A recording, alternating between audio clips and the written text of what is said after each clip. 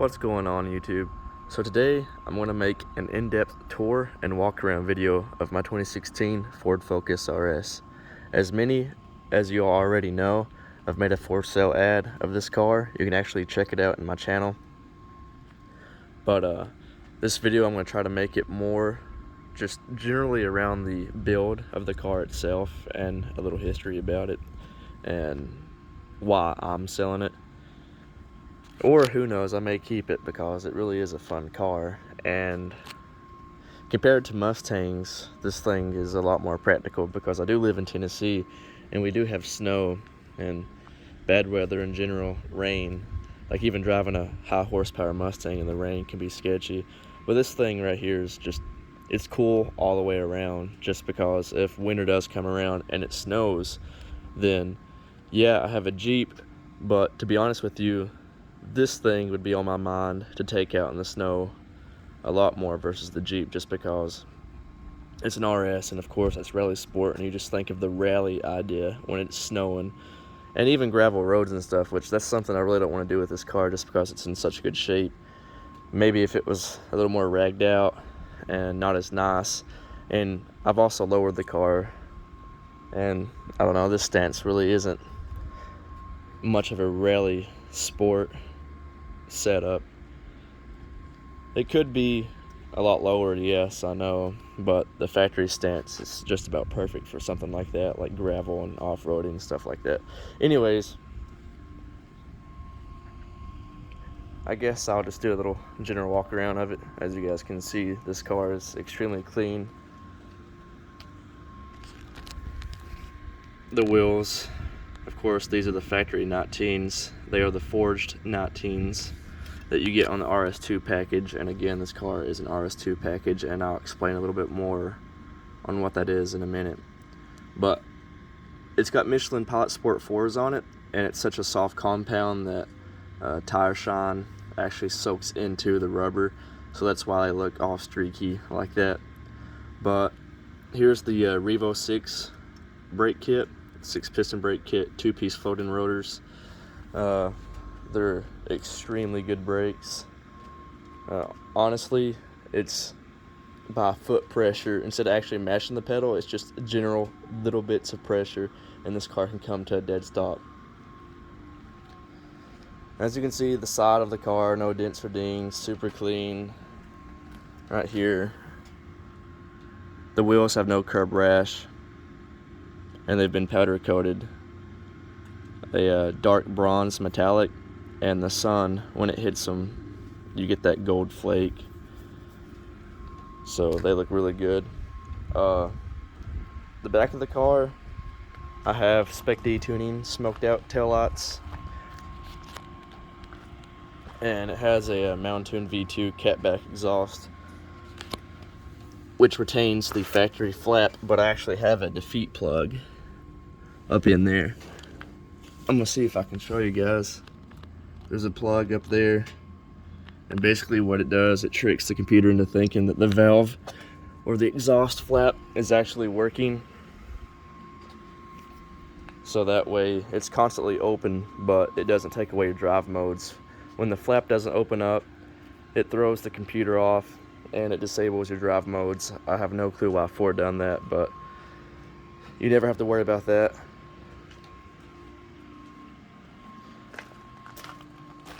I recently put these mud flaps on. When I bought the car, again, it was factory stance, didn't have the mud flaps. It had the factory tail lights, which I still have those, but I put the Spec Ds on.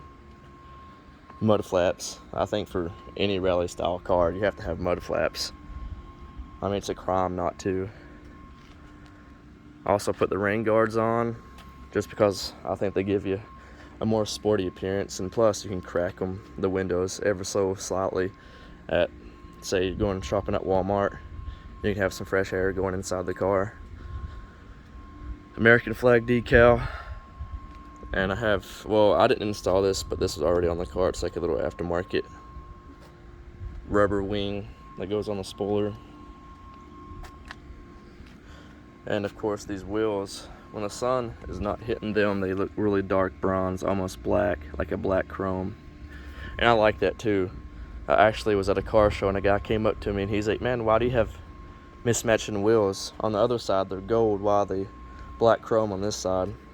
I was like, no man, when the sun hits them they turn gold. So that was actually pretty interesting. It has carbon fiber fog light inserts, and that was already on the car. The tinted fog lights, that was already done. And this tow hook, it's just purely for looks, because this thing is just cheap aluminum. I would not trust it. I think it's IJDM Toys. It's like a $20 tow hook that you can get off Amazon. I think even the description says it's just purely for looks. Do not use this for any type of like recovery purposes, because I'm pretty sure it would just strip right off.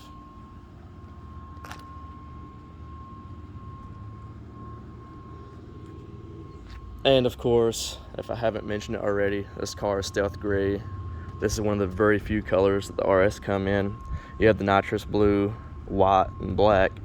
And then 2018 you had the red, which is, I guess, probably the rarest color of them all, since it's just that one-off year.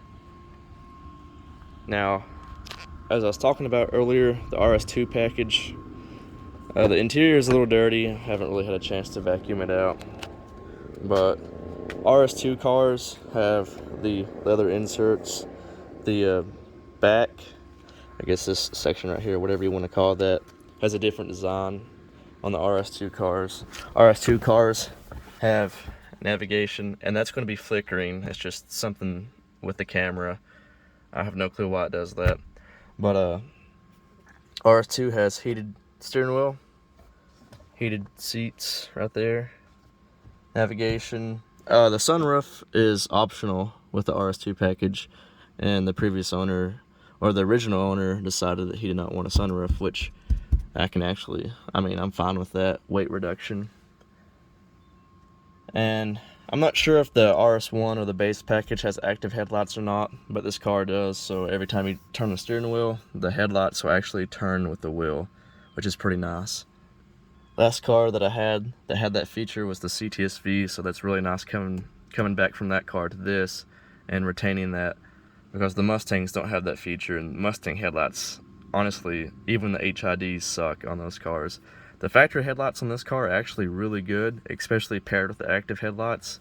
It illuminates everything, and the brights are just phenomenal. But yeah, it's pretty much the nitty-gritty of the RS2 package. It's just more of a...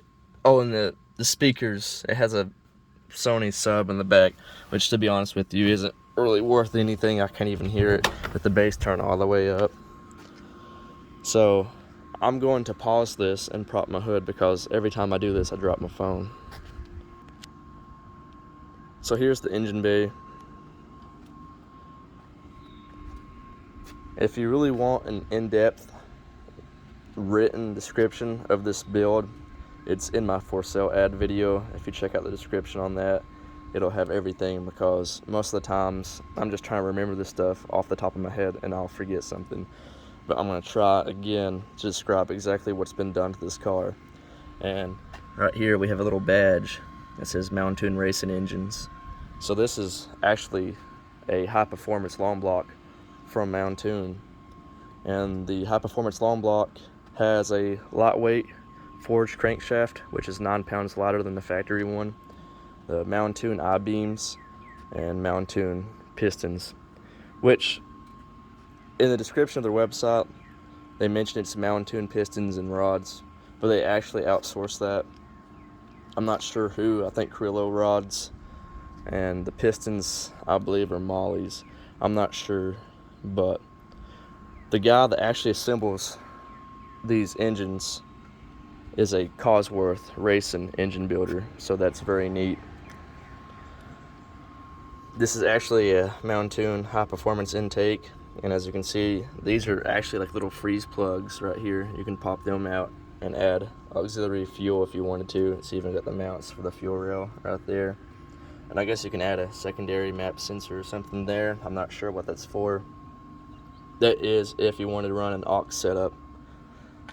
With this long block, the original owner also optioned it with the MRX head, which is basically just a ported and polished head with Mountoon's upgraded valves and valve springs, and it has Piper V2 cams in it, which is just like a stage 2 setup, I guess. I have this custom valve cover breather right here, which is pretty cool. It is pretty much a necessity for big turbo engines because these cars have a lot of crankcase pressure versus a regular engine, especially GDI engines, direct injection versus a port injection. These engines are under a lot more pressure than your standard port injection like the Mustangs and stuff. And this car is also catless, so yeah, this is like a must with a catch can. And this car does have a Mishimoto wool catch can, and it's paired with a MPX check valve. You can see those 2 silver clamps right there. That's the check valve, and basically that check valve runs from the catch can to the back of the intake manifold. And there is a Mountoon oil baffle plate, or breather plate basically, and it runs from that breather plate to the catch can, then through the check valve back to the intake manifold. That's how that's set up. Again, that's a must for big turbo, built engine, GDI, anything really. We have a CPE cold air intake right here, and it's actually been painted or powder coated Playboy blue is what the receipts say, so that's pretty neat. And I have a problem with these screws backing out. I've lost 2, but these over time will rattle loose. I have no clue why, but they do. And the stickers are starting to peel off on the CPE logo. So I may just go ahead and take this whole plexiglass cover off just because it's being a pain in the ass more than anything. But I do have the Mountoon cold air intake, and we'll talk about the big turbo setup on this car because the big turbo setup comes with the Mountoon custom cold air intake. So if you order the MRX BorgWarner EFR 7163 turbo kit, which is what is on this car, it comes with its own intake. So that's why I have a CPE on here. The original owner removed it and put this blue one on here, I guess just to go with the RS theme of the car. The BorgWarner 7163 is pretty much your 63 trim turbo. That's the size of the compressor wheel. I'm assuming that's what they mean when they say trim level or trim size on their turbo. It's a fairly big turbo, especially for this setup. I think the biggest ones you can go up are through Tune Plus, and you can get a Zona, I believe, and I'm not sure what the other option is, but they are slightly bigger than this one. This turbo is good for about 550 to the wheels on 93 and possibly 600 on E85, and this car is currently being retuned, and it'll be on both 93 and E85. Right now I'm going through some revisions with Randy over at TuneWorks on 93, and we're slowly getting the car back together. We just have to dial in the fueling issues, and matter of fact, I completely bypassed the fuel setup on this car.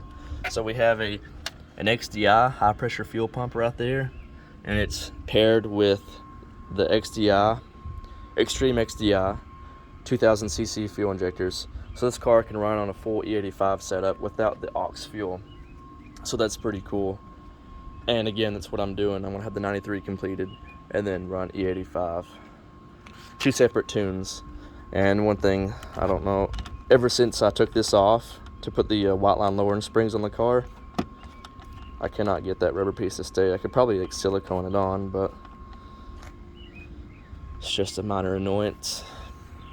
Yeah, and suspension. See, I'm being sporadic with this too.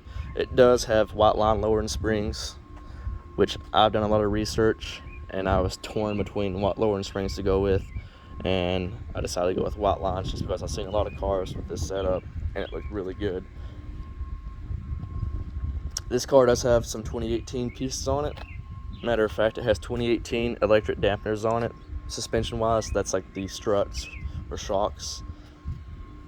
They have a lot better spring rate than the factory, not spring rate, but whatever you want to call it. It rides softer than the 2016 and 2017 springs. A lot of people claim that those springs are, gosh, I can't even talk. Those struts ride extremely harsh. And I've seen some videos online of people driving around in these cars, and they bounce around a lot, especially when they put the springs or the struts in sport mode.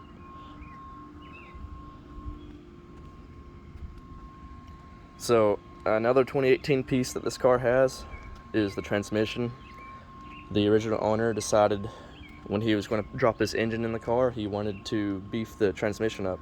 So he took the original engine and trans out, dropped in a 2018 brand new from Ford transmission with the LSD, and had the full MMT6 rebuild kit, and that included carbon fiber synchros as well. So the transmission is built, and we have a Mountain quick shift plate and billet bushings, shifter bushings.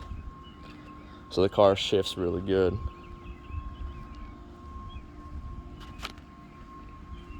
I'm gonna go back here and open up this door and show you guys the rear seats. So it looks, I mean, for a car with 200,000 chassis miles, which this car does, by the way, it's like nobody has ever sat back here or anything. And that binder's full of receipts. And if you want to see exactly what all entails with that binder, you can check out my for sale ad, because I go through all the paperwork. But that's pretty much just proof that the car has been built, receipts for everything done, and labor. The engine and transmission was actually installed by a Ford dealership.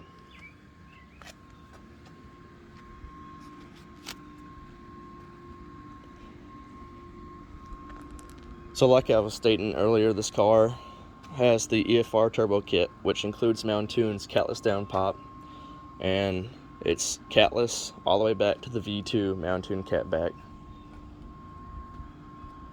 Sounds really good. It is loud, but it sounds good. These cars have weird sounds anyway. I'm not a fan of the exhaust on these, but the Mountoon exhaust really kind of resonates it. It doesn't rasp as much.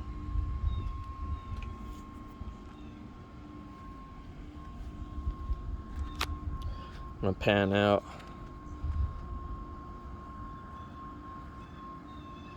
It also has a large alloy Mountoon intercooler, and it has a triple pass Mountoon radiator.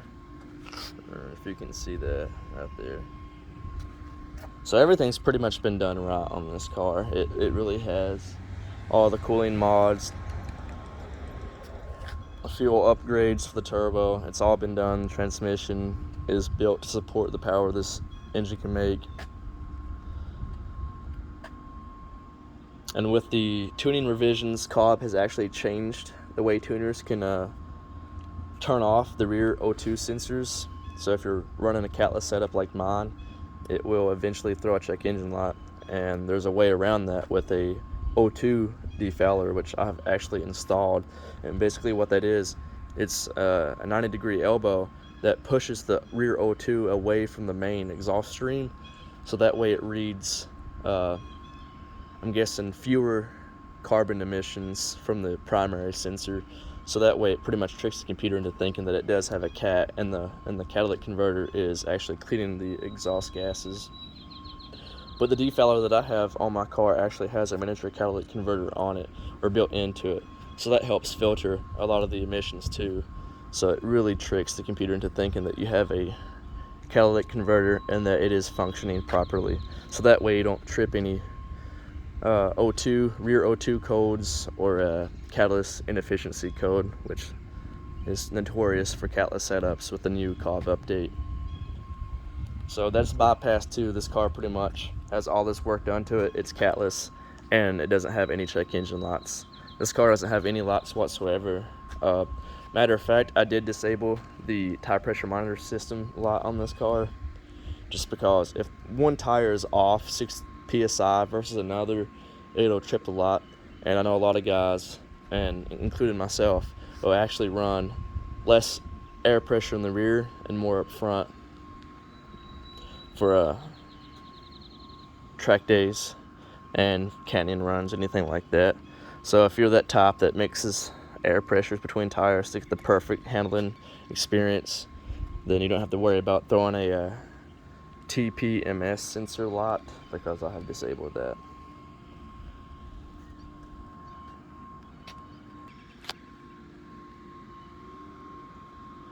And it also has some other odds and ends, like Mishimoto silicone hoses, the Mountoon hard pop setup for the intercooler, and every suspension component on this car has been changed. Tie rod ends, upper and lower ball joints, transmission mounts. It has a bottom Mountoon roll restrictor, which keeps this car from wheel hopping when you do launch controlled launches. And we have a 50 cal bullet up top that was on the car when I bought it. And of course, it's got the Mountoon badge to represent. This car is pretty much built and sponsored by Mountoon without officially being sponsored by them, and it should be.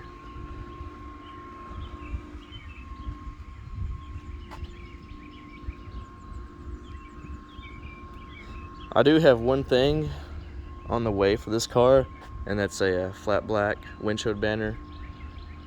The more I keep looking at this windshield, the more it bothers me, just because it's like a fish bowl, although the windows are tinted.